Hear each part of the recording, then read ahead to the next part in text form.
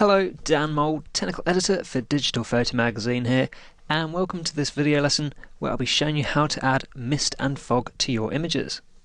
So I'm going to take this generic landscape shot here and inject a little bit of mood and atmosphere with mist and fog to end up with an image packed with drama, and it should look a bit more like this when we're finished.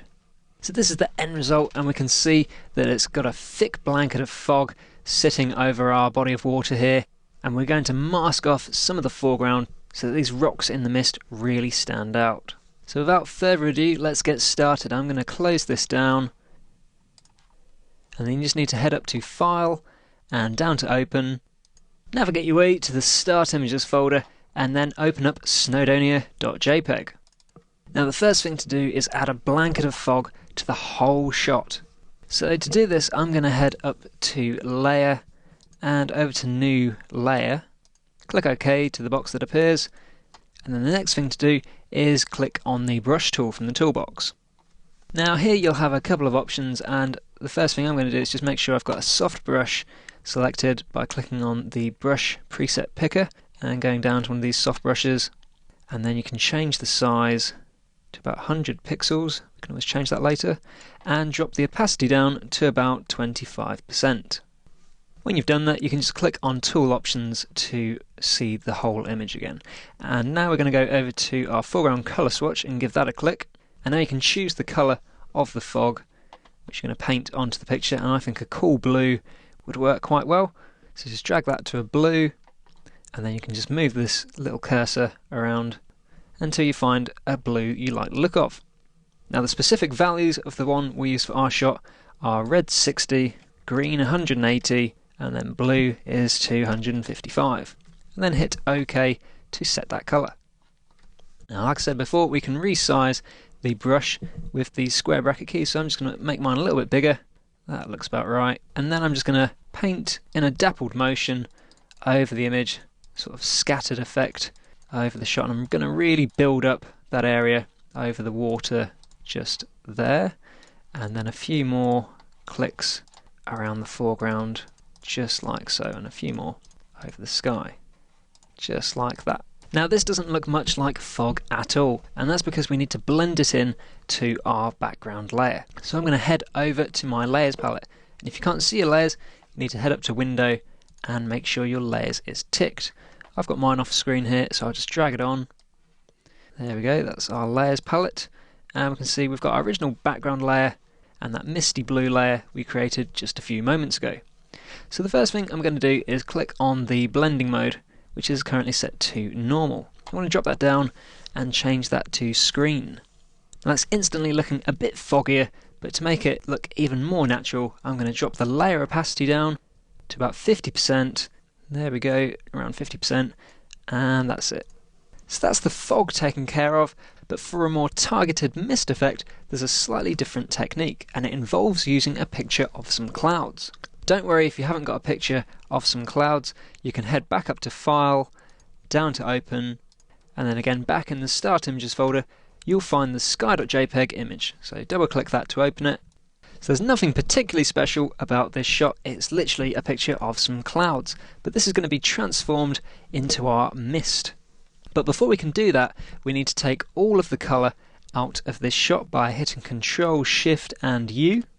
You then need to increase the amount of contrast in the sky by hitting Ctrl and L on the keyboard to bring up the levels palette, and then bring the shadows slider in to make those blacks really dark, and you can also bring the highlights slider in on the right hand side to make the clouds a little whiter. So once you've done that, hit OK. I think that looks pretty good, and we can see the contrast in those clouds has really been increased. So hit Ctrl and A on the keyboard to select all of the shot, Ctrl and C to copy it, followed by Ctrl and W to close it down. Back in the Snowdonia shot, hit Ctrl and V to paste the clouds in. Now to make the mist as convincing as possible, you need to add a little bit of blur. So to do that, head up to Filter, go down to Blur, and click on Gaussian Blur.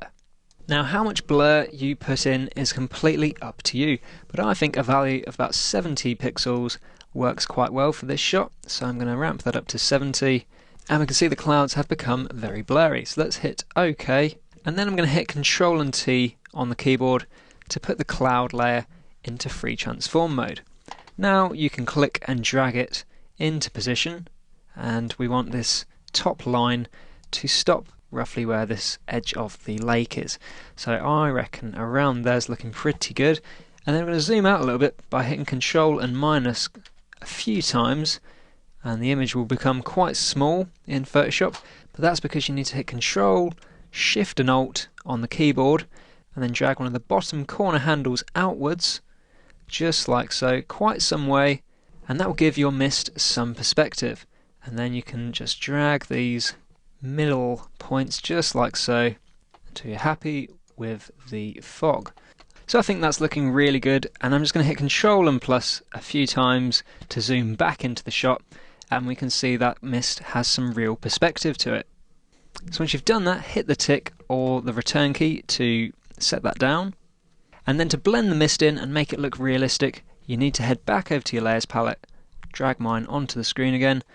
There we go, that's the layers. And I'm going to click on the add layer mask icon. So give that a click, and you'll see a new white rectangle next to your picture. Now what you can do is paint black onto this layer mask, and that will effectively hide this part of the layer. So we're going to use that in this case to hide this top harsh line of our cloud layer so that it blends in to the image below. So let's just move the layers out of the way slightly and go over to the toolbox and grab the brush tool, and then hit D followed by X on the keyboard for a black foreground colour. Now you can just paint over the top line just like so to blend it in, and we can see in our layers palette that's adding a black line to the layer mask. So a few more clicks just to really blend it in and get a seamless finish just like so, and that's looking good. Now to bring through some of the textures in our original background layer, you need to change the blending mode of this layer again down from normal to screen. And then just like we did with our blue fog layer, you need to drag the opacity slider to about 50% to make the effect a bit more subtle. Now this technique works really well when you build up the mist effect because it gives it so much depth. Now to do that you need to hit Control and J on the keyboard to duplicate the misty layer, and we can see we've got an identical mist layer here. Grab the rectangular marquee tool from the toolbox, run that over your misty foreground just like so, and hit Control and T to put it into free transform mode. What you can then do is just drag it up like so, just to create a bit of atmosphere in the middle of the shot, just like that, and hit the tick to set it down, and Control and D to get rid of those marching ants. And then if you go back to your layers palette and click on the layer mask, what we can do is grab the brush tool again, and then if we set it to white this time by hitting D on the keyboard, we can actually add a bit of mist to that edge there, and then X on the keyboard to get rid of that harsh line at the bottom just with a few clicks, just like that. And we can see there's a bit of a harsh line over here as well, so I'll just give that a few clicks just to blend it in. And you can hit Control and J on the keyboard to duplicate this layer as many times as you'd like. Make a selection of that area, hit Control and T, and then move it into place just like so. And Control and D again to lose the marching ants. And then back in the layer mask, just painting over those harsh lines with a soft black brush. So I think this is really starting to take shape, but one thing I'd love to see is a few wisps of mist rising up from the water to really give it a realistic finish. So I'm going to hit Control and J once more, and this time I'm going to delete the layer mask altogether by clicking and dragging it to the trash, and then just hit delete when it asks you if you'd like to keep it. So you've removed the layer mask to this duplicated layer, and what we're going to do is head up to Filter, go down to Distort, and click on Liquify. So this is our mist layer, and we can use Liquify to add in those really fine wispy lines.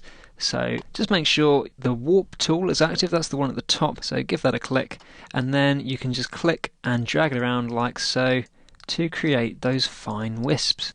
Just takes a bit of easing it into position, and you can just drag it around like that to create those wisps. And once you've made those smaller wisps, you can choose a larger brush, just like that, pulling the mist around just like so. And I think that looks pretty good for now. So I'll hit OK to apply that. And now we can just see some of those faint wisps coming through. Of course, you can change the layer opacity to change that intensity. Now what I'm going to do is hit Control and T on the keyboard, and I'm going to squish those in a little so they're just hovering around the water's edge.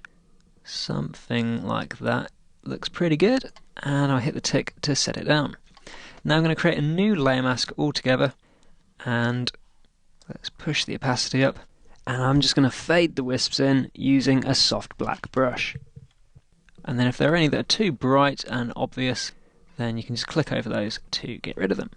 Now what you can do is hit Control and J again to build up these wisps. So hit Control and J on the keyboard, Control and T, and then just resize them, and you might even want to put an angle on one of them just like so. Hit Return or the tick, and again Control and J to duplicate that, and Control and T, and just moving it around to build that effect up. So one of the last things we need to do is just bring back some of the details in the rocks, because the mist in real life would be floating around the edges, it wouldn't be covering all of this area. So we need to make those rocks really punch through again. So let's go to the Layers palette and let's see all of the layers. We've probably got quite a few because we've duplicated some. And can you see we've got all of our foggy, misty layers here, and the background layer right at the bottom of the stack. So we've currently got our top misty layer active. We can see this blue band means that that's the active layer. And what you need to do is hold the Shift key down and then click on that first blue foggy layer that we created. So click on that. We can see they're all now selected. Right click on any of those blue layers and then just choose Merge Layers from the menu that appears. Now this has taken the blending mode back to normal, so you need to head back over to your blending mode and change that to screen. And now we can see we've got the same identical image, but we've compressed all of those separate foggy layers into the one. Now the benefit of that is we can add a layer mask, and then working on that layer mask with a black brush we can decrease the opacity to about 30%, and then what you can do is just paint over those rocks to bring back some of the detail, just like so. So give that a few clicks just to increase the contrast again and add a bit of depth. A little bit of mist around the base of the rocks is okay, and then just using a really small brush to go around the edges like so. And then let's go over to this rock on the right hand side. Let's get all of that area, and obviously I'm whizzing around a little bit, but you can spend much more time getting this looking absolutely spot on. Now when you've done that, you need to head up to Layer and go down to Flatten Image to merge it into the one single layer. There we go, we can see that we've just got that one background layer now, and the last thing to do is add a slightly cool tone to the shot to make it look a little bit more wintry. So let's hit Control and L on the keyboard, click on the channel which is currently set to RGB, and then choose red from the list. Drag the middle mid-tone slider to a value of about 0.85, and we can see that image is starting to go a bit cooler, and then click back on the channel which we set to red, drop it down to blue, and then drag the mid-tone slider to the left this time to a value of about 1.2, and we can see that's really becoming quite cool there. So now hit the OK button to apply that. The only thing left for you to do is head up to File and down to Save As to save the shot under a new file name. So if you're flicking through your images and you find a landscape that's just not hitting the mark, remember this technique because it'll allow you to add loads of drama and atmosphere to it. Try it out and send your results our way. We love to see how you've been getting on with our techniques. The email address is dpimages@bowermedia.co.uk. We look forward to seeing them. Cheers for watching, and I'll see you again next time.